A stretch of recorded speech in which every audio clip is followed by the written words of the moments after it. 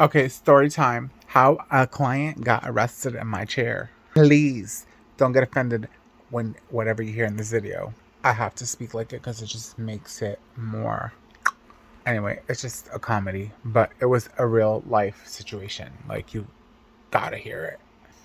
So I was working at the salon one day a few years ago, and this Indian lady walks in. She has about 4 to 5 inches of white gray hair grown out, and her ends were dark brown to almost black. Now, me being gifted and all, something like I just felt this force of energy, and I was like, no, like I saw a flash of red, and I'm like, something's not right here. Something bad's gonna happen. So I went and talked to my boss, and I was like, hey, I have a bad feeling, and when I get those bad feelings, like it's like it means something. So I asked her, I was like, hi, how are you? What are you looking to have done today? She goes, yes, I'd like a color and a cut. And I said, okay. I said, you want to have a seat in my chair and we can talk about it? She goes, no, I'm going to sit up here in the front. I said, okay. And she goes, do you have any books? I said, yeah. I said, they're in the back. I grabbed her a book. She sat down in the front. She looked. I came back out. She had a winter coat on. I said, okay, you want to sit in my chair? She sits in my chair. And I'm like, all right. So do you want to take your jacket off? She goes, no, I'm going to leave it on. I said, okay. Put the cape on her and I go, hey, so it's going to be this much money. And she goes, no. And I said, what are you talking? Like, I got scared. I like jumped. She's like, no, you're going to do my color and my cut for $10. And I said, no, that's like, you can't even get a bang trim with that. And she goes, this is what this is on the board, and you're going to do it for $10. And I said, I can't do that. So I went and got my boss. My boss comes out. She goes, what's the problem? She's like, he's refusing to service me. And my boss goes, why? She goes, because he's not going to do my hair color and my cut for $10. And I was like, she was like, yeah, well, where do you see that?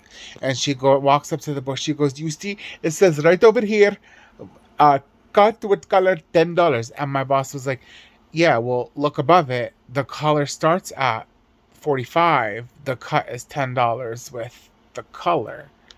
She goes, no, this is false advertisement. I want it done for $10. My boss goes, well, I'm sorry, I can't do that. We're going to refuse to service you. And she's like, I'm going to call the cops if you don't leave. And she goes, go right ahead. I'm going to sit right here. And she crosses her arms. Cop comes, goes, ma'am, what's the problem? She goes, they're refusing to cut my hair and color it for $10. And he goes, well, ma'am, I'm a man and I know that it doesn't cost that much. And she goes, I don't understand why. And he goes, well, they refuse you and they have the right to refuse you, so you're gonna have to leave.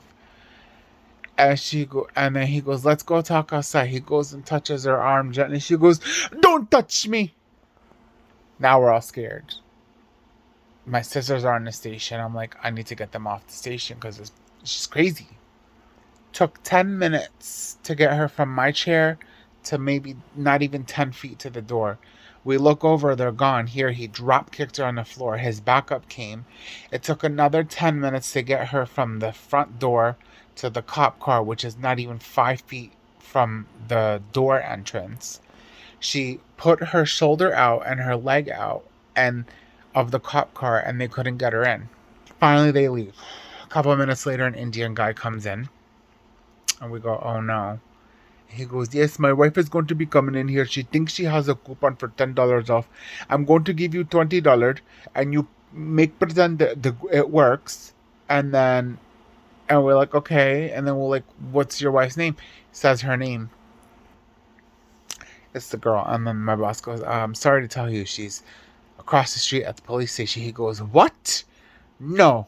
And he looks outside. He goes, I don't see her car. He sits back down. He looks back out. He goes,